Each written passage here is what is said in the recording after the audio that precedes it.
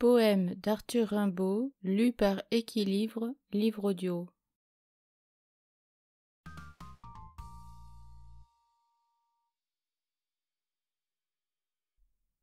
Le mal.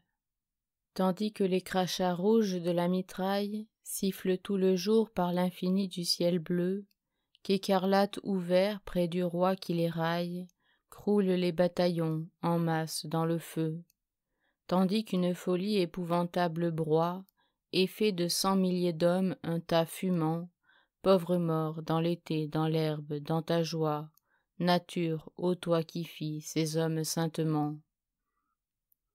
Il est un Dieu qui rit aux nappes damassées, des autels à l'encens, aux grands calices d'or, qui dans le bercement des hosannas s'endort, et se réveille quand des mères ramassées dans l'angoisse et pleurant, sous leurs vieux bonnets noirs, lui donnent un gros sou lié dans leur mouchoir.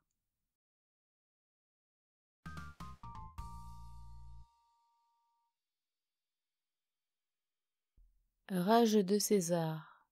L'homme pâle le long des pelouses fleuries chemine en habit noir et le cigare aux dents.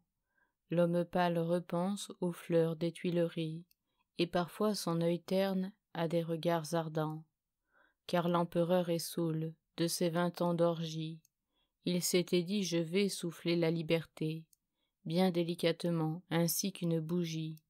La liberté revit, il se sent éreinté. Il est pris, oh quel nom sur ses lèvres muettes tressaille, quel regret implacable le mord. On ne le saura pas, l'empereur a l'œil mort.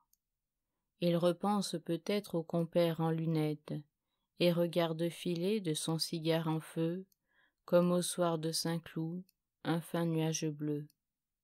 A. L.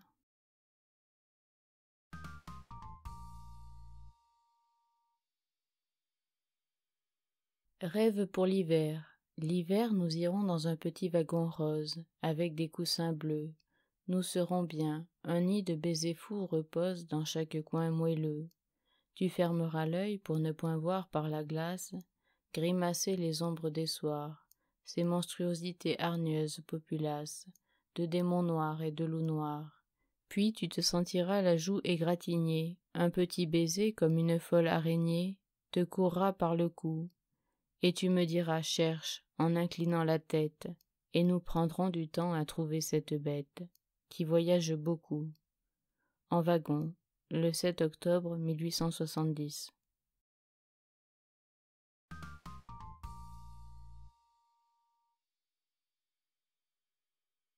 Au cabaret vert. 5 heures du soir. Depuis 8 jours, j'avais déchiré mes bottines. Au caillou des chemins, j'entrai à Charleroi. Au cabaret vert, je demandai des tartines, de beurre et du jambon qui fut à moitié froid. Bienheureux, j'allongeai les jambes sous la table. Verte, je contemplai les sujets très naïfs de la tapisserie, et ce fut adorable, quand la fille aux tétons énormes, aux yeux vifs, celle-là ce n'est pas un baiser qui l'ait peur, rieuse m'apporta des tartines de beurre, du jambon tiède dans un plat colorié, du jambon rose et blanc parfumé d'une gousse d'ail, et m'emplit la chope immense avec sa mousse, que dorait un rayon de soleil arriéré. Octobre 1870.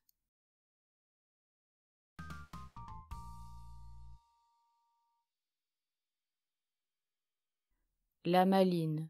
Dans la salle à manger brune que parfumée, une odeur de vernis et de fruits à mon aise, je ramassai un plat de je ne sais quel mets, belge, et je m'épatai dans mon immense chaise. En mangeant, j'écoutai l'horloge, heureux et quoi. La cuisine s'ouvrit avec une bouffée, et la servante vint, je ne sais pas pourquoi, fichue moitié défait, malinement coiffée, et tout en promenant son petit doigt tremblant sur sa joue un velours de pêche rose et blanc, en faisant de sa lèvre enfantine une moue, elle arrangeait les plats près de moi pour m'aiser, puis comme ça, bien sûr, pour avoir un baiser. Tout bas, sans donc, j'ai pris une froid sur la joue. Charleroi, octobre 1870.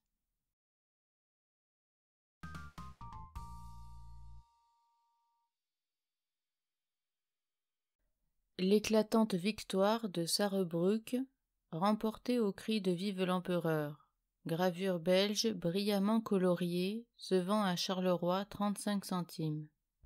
Au milieu, l'empereur, dans une apothéose, bleu et jaune, s'en va raide sur son dada, flamboyant, très heureux, car il voit tout en rose, féroce comme Zeus et doux comme un papa. En bas, les bons piou-piou qui faisaient la sieste près des tambours dorés et des rouges canons se lèvent gentiment. Pitou remet sa veste, et tourné vers le chef, s'étourdit de grands noms. À droite du manet, appuyé sur la crosse de son chasse-peau, sans frémir sa nuque en brosse, et vive l'empereur, son voisin reste quoi? Un shako surgit comme un soleil noir au centre, boquillon rouge et bleu, très naïf sur son ventre, se dresse, et présentant ses derrières, de quoi? Octobre 1870.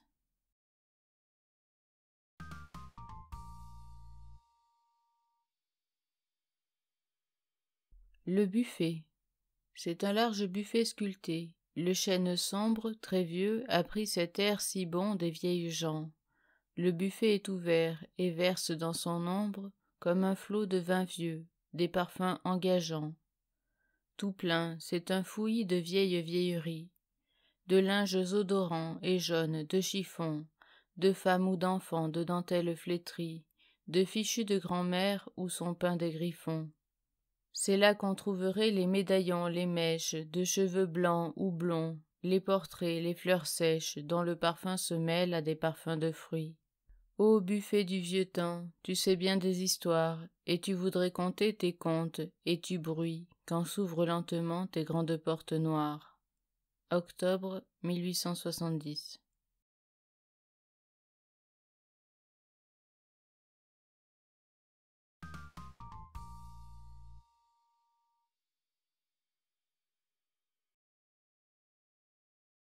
J'espère que tu as apprécié ce moment de poésie, et je te dis à bientôt pour une nouvelle vidéo. Abonne-toi.